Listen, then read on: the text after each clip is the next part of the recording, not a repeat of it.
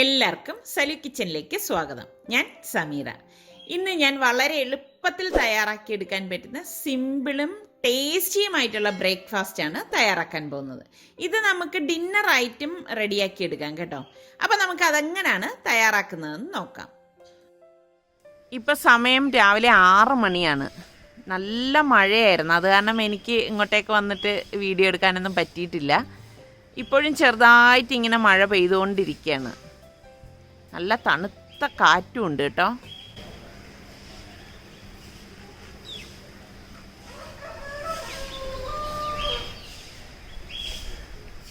Hi, നല്ല ഭംഗിയുണ്ടല്ലേ ഈ ചിത്രശലഭത്തെ നോക്കിക്കേ.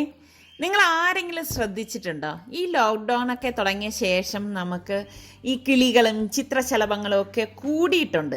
എനിക്ക് തോന്നുന്നു പ്രകൃതിയിലെ ഈ മലിനീകരണം ഒന്ന് കുറഞ്ഞിട്ടുണ്ടെന്ന് തോന്നുന്നു. അതുകൊണ്ടായിരിക്കാം. എന്തായാലും നമ്മുടെ കണ്ണുകൾക്ക് നല്ല ഒരു കുളിർമയല്ലേ. അപ്പം നമുക്ക് ഇന്നത്തെ ബ്രേക്ക്ഫാസ്റ്റ് ഉണ്ടാക്കാൻ പോയാലോ? അപ്പോൾ ഇതുണ്ടാക്കാൻ വേണ്ടി ഞാനിവിടെ മുട്ട ഇതുപോലെ പ്രഷർ കുക്കറിലേക്ക് ഇട്ടിട്ടുണ്ട്. ഈ മുട്ട നികക്കെ വെള്ളം ഒഴിച്ചിട്ട് പാകത്തിനുള്ള ഉപ്പും ഇട്ട് കുക്കർ മൂടി വെയിറ്റ് ഇട്ടിട്ട് ഒരു വിസിൽ വരെ ഇത് വേവിച്ചെടുക്കാം. ഒറ്റ വിസിൽ കേട്ടാൽ മതിയാവും കേട്ടോ. ഒറ്റ വിസിൽ കേട്ട് കഴിയുമ്പോഴേക്ക് നമുക്ക് ഗ്യാസ് ഓഫ് ചെയ്ത് സ്റ്റീം എല്ലാം പോയ ശേഷം ഓപ്പൺ ചെയ്തെടുക്കാം. ഇനി ഞാൻ ചപ്പാത്തി തയ്യാറാക്കാൻ പോവാണ്. ചപ്പാത്തി ഉണ്ടാക്കുന്നതിൻ്റെയൊക്കെ ഒരുപാട് വീഡിയോസ് ഞാൻ പോസ്റ്റ് ചെയ്തിട്ടുണ്ടായിരുന്നു. ഒരു 4 കപ്പ് ഗോതമ്പ് മാവ് ഇട്ട് കൊടുക്കണം. അപ്പം ഞാനിവിടെ കുറച്ചധികം വെള്ളം എടുത്തിട്ടുണ്ട്. ഇതിലേക്ക് ഉപ്പിട്ടിട്ടൊന്ന് മിക്സ് ചെയ്ത് കൊടുക്കാം. പച്ച വെള്ളത്തിലാണ് ഞാൻ ഉപ്പിട്ട് കലക്കിയെടുത്തത്. അപ്പോൾ വെള്ളം കുറേശ്ശെ നമുക്കിതിലേക്ക് ഒഴിച്ചിട്ടൊന്ന് കുഴച്ച് കൊടുക്കാം. ശരിക്കും എളുപ്പമാണ് ചപ്പാത്തി ഉണ്ടാക്കിയെടുക്കാൻ. പലർക്കും വളരെ പാടാണെന്നാണ് ചപ്പാത്തി ഉണ്ടാക്കുന്ന കാര്യം പറയുന്നത്. നമ്മൾ കറക്റ്റ് കുഴയ്ക്കുന്നതിലാണ് ആ ചപ്പാത്തിയുടെ ഒരു പരുവ് ഇരിക്കുന്നത്. വെള്ളം കൂടിപ്പോവുകയും ചെയ്യരുത്, കുറഞ്ഞു പോവുകയും ചെയ്യരുത്. കുറഞ്ഞു പോയി കഴിഞ്ഞാൽ ചപ്പാത്തി വല്ലാതെ ഹാർഡായി പോകും. കൂടിപ്പോയി കഴിഞ്ഞാൽ നമുക്ക് പരത്തിയെടുക്കാൻ വളരെ ബുദ്ധിമുട്ടായിരിക്കും. പിന്നെ ഇത് പാനിലൊക്കെ ഒട്ടിപ്പിടിച്ചിരിക്കും. അങ്ങനെ 1-2 കാര്യങ്ങൾ നമ്മളൊന്ന് ശ്രദ്ധിച്ചു കഴിഞ്ഞാൽ നല്ല ഈസി ആയിട്ട് നമുക്ക് ചപ്പാത്തി ഉണ്ടാക്കിയെടുക്കാൻ പറ്റും. അപ്പം മാവ് ഞാനിവിടെ കുഴച്ചെടുത്തിട്ടുണ്ട്. നമ്മൾ എത്രത്തോളം നന്നായിട്ട് കുഴയ്ക്കോ അത്രത്തോളം നന്നായിട്ട് നമ്മുടെ ചപ്പാത്തി റെഡിയാവും. ഇതിലേക്ക് നമുക്കിനി കുറച്ച് ഓയിലും കൂടി ഒഴിച്ചിട്ടൊന്ന് കുഴച്ച് കൊടുക്കാം. ഞാനിവിടെ 1 ടീസ്പൂൺ ഓയിലാണ് ഇതിലേക്ക് ഒഴിച്ചത്. അപ്പം ഞാനിവിടെ നന്നായിട്ട് കുഴച്ചെടുത്ത് വെച്ചിട്ടുണ്ട്. ഇനി ഒരു അരമണിക്കൂറെങ്കിലും നമ്മളിത് റെസ്റ്റ് ചെയ്യാനായിട്ട് വെക്കണം. എങ്കിൽ മാത്രമേ ചപ്പാത്തി നല്ല സോഫ്റ്റായിട്ട് നമുക്ക് ഉണ്ടാക്കിയെടുക്കാൻ പറ്റത്തുള്ളൂ കേട്ടോ. അതായത് നല്ല ടേസ്റ്റിയും നല്ല സോഫ്റ്റും ആയിരിക്കും നമ്മൾ ഇതുപോലെ കുഴച്ചിട്ട് അരമണിക്കൂർ വെച്ച ശേഷം നമ്മൾ ചപ്പാത്തി ഉണ്ടാക്കിയെടുക്കുമ്പോൾ. അപ്പം ഞാനിത് അടച്ച് അരമണിക്കൂർ മാറ്റി വെക്കുവാണ്. ഇതിൻ്റെ അരപ്പിന് വേണ്ടിയിട്ട് ഞാനിവിടെ 4 പച്ചമുളക് എടുത്തിട്ടുണ്ട്. ഈ മിക്സിയുടെ ജാറിലേക്ക് നമുക്ക് ഈ പച്ചമുളക് ഇട്ട് കൊടുക്കാം. ഇതോടൊപ്പം തന്നെ ഞാനിവിടെ 3 മീഡിയം സൈസ് സവാള എടുത്തിട്ടുണ്ട്. സവാള ഓരോന്നിട്ട് ഒന്ന് അടിച്ചെടുത്ത ശേഷം അടുത്തത് ഇട്ട് കൊടുക്കാം കേട്ടോ. എല്ലാം കൂടി ഒരുമിച്ചിട്ടാൽ മിക്സിയുടെ ജാറിലേക്ക് നമുക്ക് അടിഞ്ഞ് കിട്ടത്തില്ല. ഇതൊന്ന് അടിച്ചെടുത്തിട്ട് ബാക്കി സവാളയിലേക്ക് ഇട്ടിട്ട് വീണ്ടും ഒന്ന് അടിച്ചെടുക്കാം.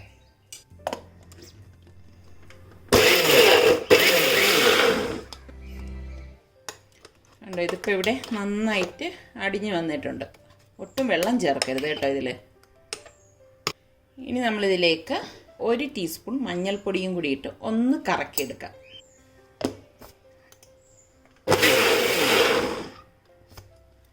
ഇത്രയും മതിയാകും. അപ്പം ഞാനിത് തയ്യാറാക്കാൻ വേണ്ടിയിട്ട് കാസ്റ്റ് ചെയ്യേണ്ട ഒരു പാൻ അടുപ്പത്തേക്ക് വെച്ചിട്ടുണ്ട്. ഇതിലേക്ക് ഞാൻ 3 ടേബിൾ സ്പൂൺ ഓയിൽ ഒഴിച്ചു കൊടുക്കുകയാണ്. എണ്ണ ചൂടാകുമ്പോഴേക്ക് ഞാൻ 1 ടീസ്പൂൺ ചെറിയ ജീരകം ഇട്ട് കൊടുക്കുകയാണ്. ക്യുമിൻ സീഡ് കേട്ടോ. ഇനി ഇതിലേക്ക് ഞാൻ 3 ഗ്രാമ്പുവും 2 ഏലക്കായും ഒരു 3-4 പീസ് പട്ട എടുത്തിട്ടുണ്ട്. അതും കൂടി ഇട്ട് കൊടുക്കാം. നമ്മൾ ഈ അരച്ച് വെച്ചിരിക്കുന്ന പേസ്റ്റ് ഉണ്ടല്ലോ അത് ഇതിലേക്ക് ഇട്ടിട്ട് വഴറ്റി കൊടുക്കണം. കാസ്റ്റ് അയൺ പാൻ ആയതുകൊണ്ട് തന്നെ ചൂട് നല്ലതുപോലെ നിൽക്കും കേട്ടോ. കരിഞ്ഞു പോരുത്. കരിഞ്ഞു പോകാതെ ഇതൊന്ന് വഴറ്റി കൊടുക്കണം. അതായത് ഈ ഉള്ളിയുടെ പച്ച ചുവ മാറുന്നത് വരെ ഒന്ന് വഴറ്റി കൊടുക്കണം. കാസ്റ്റ് അയൺ പാൻ ആയതുകൊണ്ടാണ് ഞാൻ ഇതുപോലത്തെ ചട്ടം യൂസ് ചെയ്തത് കേട്ടോ. ഇത് ഇവിടെ കളറൊക്കെ ചേഞ്ച് ചെയ്ത് വന്നിട്ടുണ്ട്. അപ്പോൾ നമുക്കിനി ഇതിലേക്ക് കുറച്ച് പൊടികൾ ഇട്ട് കൊടുക്കാം. 1 ടീസ്പൂൺ ഗരം മസാല പൊടിയും 2 ടീസ്പൂൺ കുരുമുളക് പൊടിയും 2 ടീസ്പൂൺ മല്ലിപ്പൊടിയും പാകത്തിനുള്ള ഉപ്പും കൂടി ഇട്ട് ഇതൊന്ന് ഇളക്കി കൊടുക്കാം.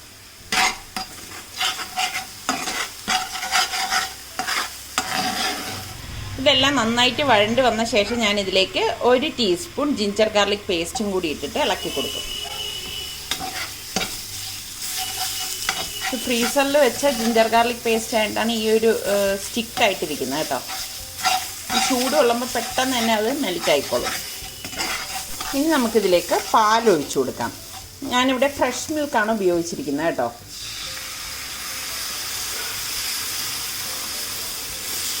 മുക്കാൽ കപ്പോളം പാൽ ഞാനിതിലേക്ക് ഒഴിച്ചു കൊടുക്കുകയാണ്. കാച്ചിയ പാലൊന്നുമല്ല, പച്ചപ്പാൽ തന്നെയാണ് ഞാനിതിലേക്ക് ഒഴിച്ചു കൊടുത്തിരിക്കുന്നത്.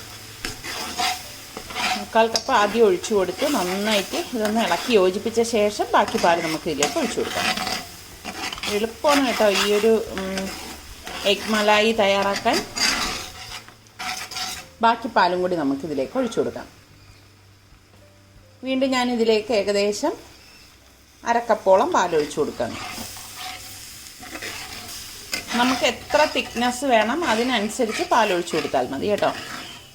അപ്പോൾ ഇതിവിടെ നല്ലതുപോലെ തിളച്ചിട്ടുണ്ട്. അപ്പോൾ മുട്ട പുഴുങ്ങിയത് ഞാൻ ഇതുപോലെ കട്ട് ചെയ്തെടുത്തിട്ടുണ്ട്. ഈ മുട്ട പുഴുങ്ങിയത് ഇതിലേക്ക് വെച്ച് കൊടുക്കാം. നിങ്ങൾക്ക് കട്ട് ചെയ്യാതെ വെക്കണമെങ്കിൽ അങ്ങനെ എടുക്കാം കേട്ടോ. അങ്ങനെ ഒന്ന് ഇട്ട് കൊടുത്ത ശേഷം ഒന്ന് തിരിച്ചു വെച്ച് കൊടുക്കാം. ഞാനിതിന് മുകളിലേക്ക് കുറച്ച് മല്ലിയില ഇതുപോലെ ഒന്ന് കട്ട് ചെയ്ത് ഗാർണിഷ് ചെയ്യാണ്. അപ്പം വളരെ പെട്ടെന്ന് തന്നെ നമുക്ക് തയ്യാറാക്കി എടുക്കാൻ പറ്റുന്ന എഗ് മലായി ഇവിടെ റെഡി ആയിട്ടുണ്ട്. നല്ല ടേസ്റ്റാണ്. ചപ്പാത്തിക്കൊക്കെ നല്ല ഒരു കോമ്പിനേഷനാണ് കേട്ടോ. അപ്പം ട്രൈ ചെയ്യാത്തവർ ഈ രീതിയിലൊന്ന് ട്രൈ ചെയ്ത് നോക്കണേ. എളുപ്പമല്ലേ ഇത് ഉണ്ടാക്കിയെടുക്കാൻ. ഞാനിവിടെ കുഴച്ച് വെച്ചിട്ട് 1/2 മണിക്കൂർ കഴിഞ്ഞിട്ടുണ്ടായിരുന്നു. ഇത് ഒന്നും കൂടി ഒന്ന് കുഴച്ചിട്ട് നമുക്ക് ചെറിയ ചെറിയ ഉരുളയാക്കിയിട്ട് ഒന്ന് പരത്തിയെടുക്കാം. ഈ ഒരു സൈസിലാണ് ഞാൻ ഉരുട്ടിയെടുക്കുന്നത്. ടേബിൾ കൗണ്ടർ നന്നായിട്ട് തുടച്ച ശേഷം ഞാൻ കുറച്ച് ഗോതമ്പ് മാവ് ഇതുപോലെ ഒന്ന് സ്പ്രിങ്കിൾ ചെയ്ത് കൊടുക്കും. അതിനുശേഷം നമ്മൾ ഈ ഉരുട്ടി വെച്ചിരിക്കുന്ന മാവ് ഇതിലേക്ക് വെച്ചിട്ട് പരത്തിയെടുക്കും. ഈ സമയം ഞാൻ പാൻ ചൂടാക്കാൻ വെച്ചിട്ടുണ്ട് കേട്ടോ.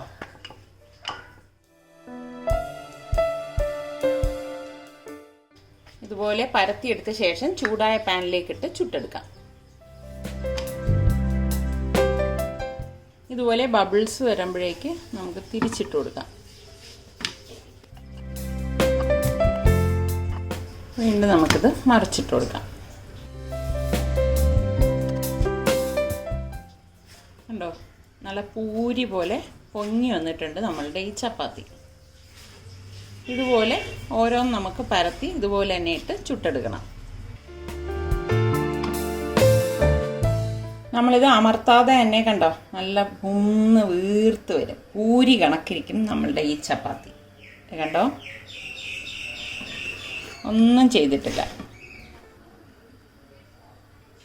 ചപ്പാത്തിക്ക് കോമ്പിനേഷനായിട്ട് നിങ്ങൾക്ക് ഏറ്റവും ഇഷ്ടപ്പെട്ട കറി ഏതാണ് ഒന്ന് പറയണേ. അപ്പോൾ എൻ്റെ അടുത്ത് പലരും ചോദിക്കാറുണ്ട് എപ്പോഴാണ് വീടൊക്കെ ക്ലീൻ ചെയ്യുന്നതെന്ന്. ഇതിപ്പോൾ കണ്ടോ, നമ്മളിതേ ബ്രേക്ക്ഫാസ്റ്റ് കഴിക്കുകയാണ്. ബ്രേക്ക്ഫാസ്റ്റ് കഴിച്ച് കഴിഞ്ഞാൽ പിന്നെ കുറച്ച് നേരം കഴിഞ്ഞ് കഴിഞ്ഞാൽ നമുക്ക് വീടൊക്കെ ക്ലീൻ ചെയ്യേണ്ടതായിട്ടുണ്ട്. അപ്പോൾ ഇപ്പം എല്ലാവരും ഉള്ളതുകൊണ്ട് തന്നെ എല്ലാവരും സഹായിക്കാറുണ്ട്. അതുകൊണ്ട് തന്നെ എനിക്ക് ഒരുപാട് ജോലിയൊന്നുമില്ല. അപ്പോൾ ഒത്തുപിടിച്ചാൽ മലയും പോരും എന്നല്ലേ. അപ്പം എല്ലാവരും ഓരോരുത്തർക്ക് ഓരോ മുറി അങ്ങ് തിരിച്ചു കൊടുക്കും. അതവരെ നീറ്റാക്കിയിടും. പിന്നെ മൊത്തമുള്ള ക്ലീനിങ് ഞാൻ തന്നെ ചെയ്യും. വൈകുന്നേരങ്ങളിൽ ഞങ്ങൾ ഇങ്ങനെയാണ്, നമ്മൾ റിലാക്സ് ചെയ്യാൻ വേണ്ടി വരുന്ന സ്ഥലമാണ് ഞങ്ങളുടെ ടെറസ്. അല്ലാതെ ഇപ്പം നമുക്ക് പുറത്തൊന്നും പോകാൻ പറ്റത്തില്ലല്ലോ. ശരിക്കും ഇവിടെ വന്നിരുന്ന് ഇങ്ങനെ എന്ത് പറയാൻ ഒരു പ്രത്യേക സുഖമാണ് കേട്ടോ. ഇങ്ങനെ എല്ലാവരുമായിട്ട് ഇവിടെ വന്നിരുന്ന് സൊറയൊക്കെ പറഞ്ഞ് കുറച്ച് നേരം ഞങ്ങൾ ഇങ്ങനെ ടൈം സ്പെൻഡ് ചെയ്യും. ഇതെന്താണെന്ന് അറിയാവോ? അവൽ അല്ല അവൽ. ലോക്ക്ഡൗൺ പ്രമാണിച്ച് ഇന്നത്തെ ടീ ടൈം സ്നാക്ക് എന്ന് പറയുന്നത് ഇവിടെ അവലിരിപ്പുണ്ടായിരുന്നു. ശർക്കരപ്പാനി ഞാൻ തയ്യാറാക്കി വെച്ചിട്ടുണ്ട്, തേങ്ങയുണ്ട്. അപ്പോൾ ഇന്നത്തെ ടീ ടൈം സ്നാക്ക് ഇതാണ്. അവൽ നല്ല ടേസ്റ്റാണ്. എനിക്കാണെങ്കിലേ ഇങ്ങനെ ചായയൊക്കെ കുടിക്കുമ്പം ഇങ്ങനെ ടെറസിലൊക്കെ വന്നിരുന്ന് കാറ്റൊക്കെ കൊണ്ട് ചുറ്റുമുള്ള കാഴ്ചകളൊക്കെ ആസ്വദിച്ച് ഇങ്ങനെ ഇരുന്ന് ചായയൊക്കെ കുടിക്കാൻ ഭയങ്കര ഇഷ്ടമാണ് കേട്ടോ.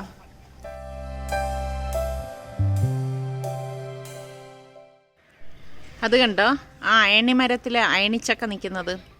എനിക്ക് ചക്കയെക്കാളും ഏറ്റവും ഇഷ്ടം ഈ അയണിച്ചക്കയാണ്. പക്ഷേ ഇപ്രാവശ്യം ഞങ്ങൾക്ക് അങ്ങനെ അയണിച്ചക്കയൊന്നും കിട്ടിയിട്ടില്ല. നല്ല രസമുണ്ടല്ലേ. പക്ഷെ അത് സൂം ചെയ്തിട്ടൊന്നും അത് കിട്ടത്തില്ല. അതേ അവിടെ അത് അതും ഐഡിയാണ്. ആള് കയറിയാണ് എടുക്കുന്നത് വലിയ മരമൊക്കെ ആകുമ്പോൾ. നിങ്ങളുടെ എത്ര പേരുടെ വീട്ടിൽ അയണി മരമുണ്ട്? അവിടെയൊക്കെ നല്ല അയണിച്ചക്ക പിടിച്ചിട്ടുണ്ടാവും അല്ലേ? വിളയുമ്പോഴേ പറിക്കണം, പഴുത്തു കഴിഞ്ഞാൽ പിന്നെ കിട്ടും. അണ്ണാൻ കൊണ്ടുപോകും. അണ്ണാനില്ല, പിന്നെ തറ മൊത്തം ചീത്തയാവുകയും ചെയ്യും. ഇങ്ങനെ ടെറസിൽ വന്നിരിക്കുമ്പോൾ നല്ല കാറ്റാണ് കേട്ടോ. ഞാനിങ്ങനെ രാവിലെ ഇവിടെ വന്ന് നിന്നാണ് നിങ്ങൾക്ക് പ്രഭാതം കാണിച്ചു തരുന്നത്. കണ്ടോ? പിന്നെ പലപ്പോഴും ഞാനിങ്ങനെ ഇതുപോലെ പ്രഭാതം എടുക്കുമ്പം കോഴി കൂവുന്ന സൗണ്ട് നിങ്ങൾ കേട്ടിട്ടില്ലേ? നമ്മളുടെ വീട്ടിൽ കോഴിയൊന്നുമില്ല കേട്ടോ. അതേ അവിടെ ഒരു വീട്ടിൽ കോഴിയുണ്ട്. അവിടെ നിന്നാണ് ഈ കോഴി കൂവുന്നതിൻ്റെ സൗണ്ട് കേൾക്കുന്നത്, അങ്ങ് അകത്ത്. ശരിക്കും നല്ല രസമാണ് വൈകുന്നേരങ്ങളിൽ ഇങ്ങനെയൊക്കെ വന്നിരിക്കാനല്ലേ. രാവിലെ ഞാൻ നിങ്ങൾക്ക് പ്രഭാതം കാണിക്കുന്നത് ഈ ഒരു ആംഗിളിൽ നിന്നാണ്. അപ്പോൾ കാണുന്ന ആകാശം നല്ല ഭംഗിയല്ലേ. ഇപ്പം അങ്ങനെ പ്രത്യേകിച്ച് ഭംഗി ഒന്നുമില്ല ഈ സമയത്ത്. ഇപ്പം ഞാൻ നിങ്ങൾക്ക് അസ്തമയനം കാണിച്ചു തരാം. കണ്ടോ, അവിടെ കണ്ടോ,